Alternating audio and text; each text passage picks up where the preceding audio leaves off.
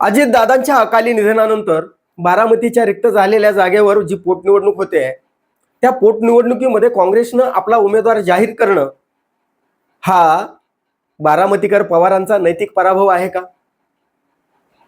सुनेत्रा पवारांनी उद्धव ठाकरेंपासून तर हर्षवर्धन सपकाळापर्यंत फोन फिरवले, पण बारामतीची निवडणूक कुठेही बिनविरोध होताना दिसत नाहीये. आणि जे उमेदवार जाहीर केले काँग्रेसनं, जो उमेदवार त्यांचा काँग्रेसकडनं उमेदवार आलाय, ते आकाश मोरे काय म्हणतायत? ते आकाश मोरे म्हणतायत की जर अजितदादांच्या अपघाताचा FIR होणार असेल तर मी माझ्या उमेदवारी अर्जावर पुनर्विचार करू शकतो. म्हणजे आमचा कर्ता पुरुष गेला, आमचा विकास पुरुष गेला, बारामतीकरांचाच नाही तर महाराष्ट्रामधला एक धाडसी विकास पुरुष हरवलाय, तो आम्ही गमावलाय. त्याची FIR जर झाली तर आम्ही आमच्या उमेदवारी अर्जाचा पुनर्विचार करू. म्हणजे एक प्रकारे सुनेत्रा पवार, देवेंद्र फडणवीस आणि केंद्रापर्यंत म्हणजे ह्या मोदी शहापर्यंत काँग्रेसनं कुठंतरी नैतिक दडपण या महायुतीवर आणलेलं दिसतंय.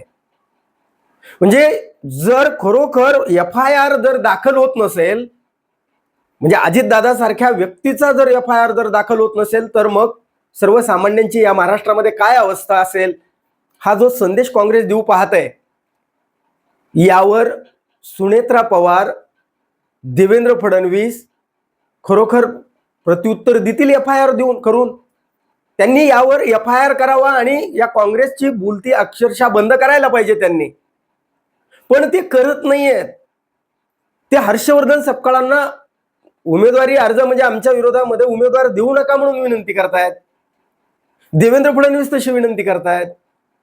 पण मग FIR का नाही फाडला जात किंवा का गुन्हा नोंदवला जात नाही अजितदादांच्या अपघातावर, यावर सुनेत्रा पवार बोलायला तयार आहेत ना, देवेंद्र फडणवीस बोलायला तयार आहेत ना. केंद्रामधनं जे अमित शहा, ते नरेंद्र मोदी, म्हणजे ती कंपनी, विमान कंपनी, ती केंद्राच्या अखत्यारीत येते.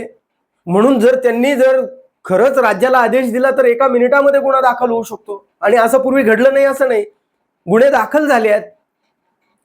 जय पवारांचं काय म्हणणं आहे? जय पवार म्हणतात की एखादी बिल्डिंग बांधकाम पडलं तर त्या मालकावर गुन्हा दाखल होतो.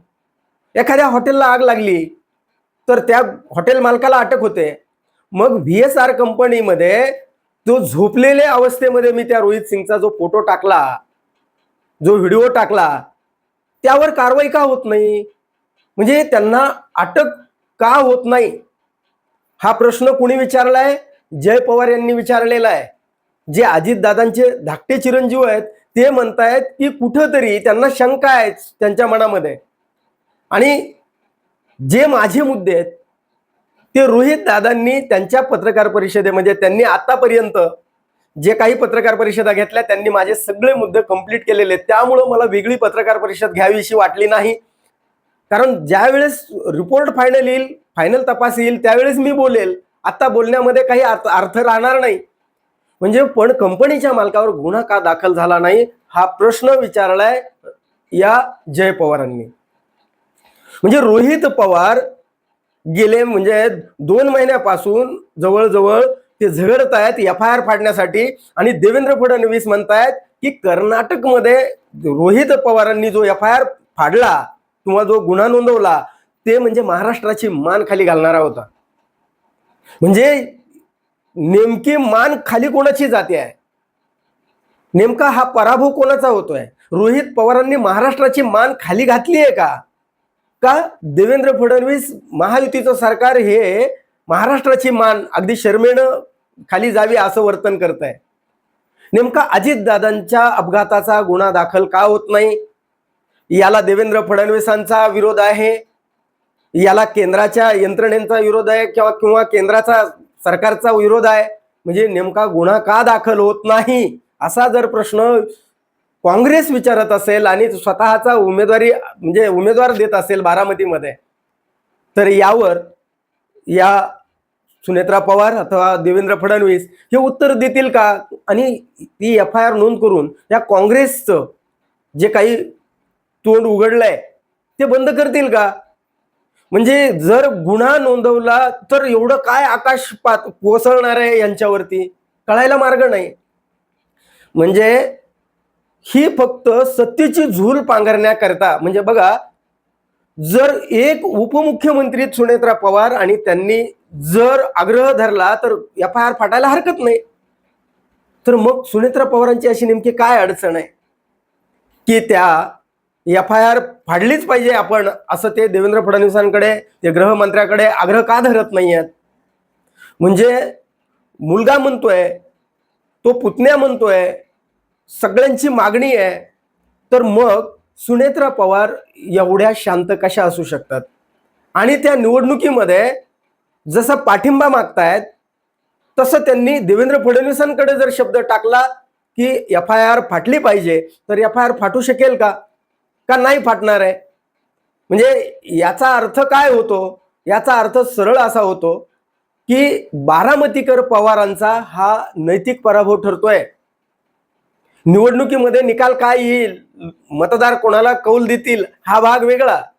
पण काँग्रेस म्हणतंय की महाराष्ट्राचा, बारामतीकराचा एक कर्ता पुरुष गेलाय, घरातला पुरुष गेलाय, आणि त्याच्या अपघाताची चौकशी होत नसेल तर ही सत्ता, त्याच्या विरोधामध्ये आम्ही उमेदवारी अर्ज का नाही दाखल करावा? यामध्ये काँग्रेस कुठं चुकते? का देवेंद्र फडणवीस चुकतायत? म्हणजे सत्तेची झूल म्हणजे फक्त हे शोभेचं उपमुख्यमंत्री पद आहे का, की ही शोभेची झूल आहे की या उपमुख्यमंत्री पदाला काही अर्थ नाही? आणि मग त्यामुळं तर कुठेतरी सुनेत्रा पवार या बोलूनही त्यांचं ऐकलं जात नसेल का? आणि ऐकलं जात नसेल तर मग त्या सत्तेसाठी लाचार आहेत असं वाटतंय का? किंवा त्या का आग्रह धरत नसाव्यात? काय अडचण असेल?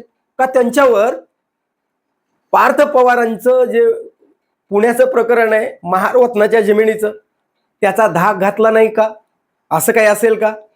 का अजितदादांची जुनी प्रकरणं आम्ही उकरून काढू, तुमची जुनी प्रकरणं कारखान्याची वगैरे ती उकरून काढू, असा कुठेतरी दबाव या सुनेत्रा पवारांवर टाकला असेल का? म्हणून त्यांना FIR नोंदवावा, गुन्हा नोंदवावा असा त्या आग्रह धरत नाहीयेत.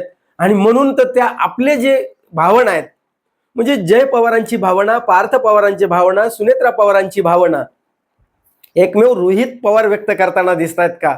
आणि तीच गोष्ट या सुनेत्रा पवारांना सुद्धा अपेक्षित आहे का?